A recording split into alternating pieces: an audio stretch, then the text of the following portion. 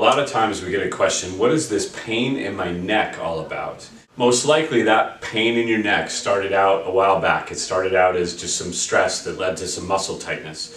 Maybe some postural changes, how long you sat at your computer, how you were bent over working on some things in the garden.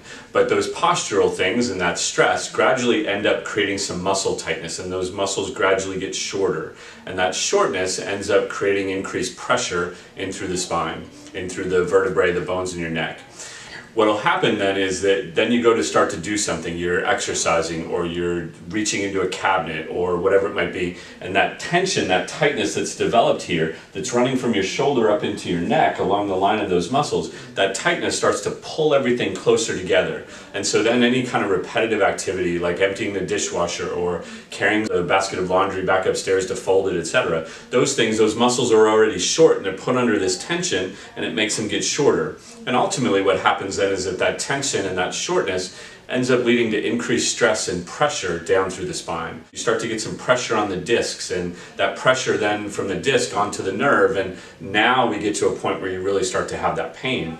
So this problem that starts out as really muscle tension, muscle tightness, can either very quickly develop into pressure onto a disc or pressure onto a nerve, or it can take years for it to get to that point. But nonetheless, it's very easily prevented and very easily taken care of. So in the beginning, it affects you because your neck is just stiff. It's a little bit tight, it's a little bit achy, it's a little bit sore.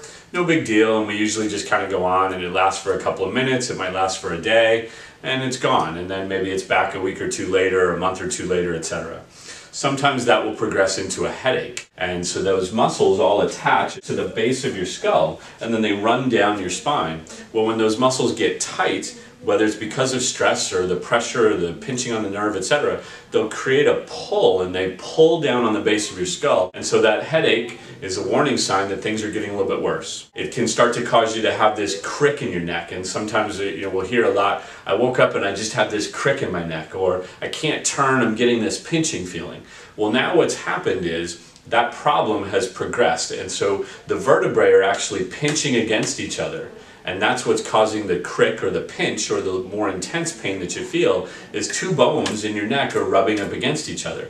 Sometimes you'll get a sharp pain with it, sometimes you'll get this click or this pop that you feel with it, but all of that is that crick in your neck is the bones pinching against each other. That starts to progress into, I can't turn my head, I can't turn to see when I'm driving or changing lanes, because the space in between the vertebrae has gotten less. There's less room for those bones in your neck to move, and what'll start to happen is it gives you that lack of mobility. As it progresses and it gets worse, it starts to turn into this pain that potentially radiates down your arm, into your hand, or it might radiate down to your shoulder blade, or it might radiate into your chest, because what's starting to happen is you're starting to get pressure not only on the bones, but now the pressure has also increased onto the disc and onto the nerve. And that's a sign that the problem is obviously getting worse, but that pressure onto the nerve is what's going to give you the more intense pain, etc. How can therapy help you with all of this? Well, the number one thing is we're going to be able to really assess and figure out what is causing those symptoms that you're having.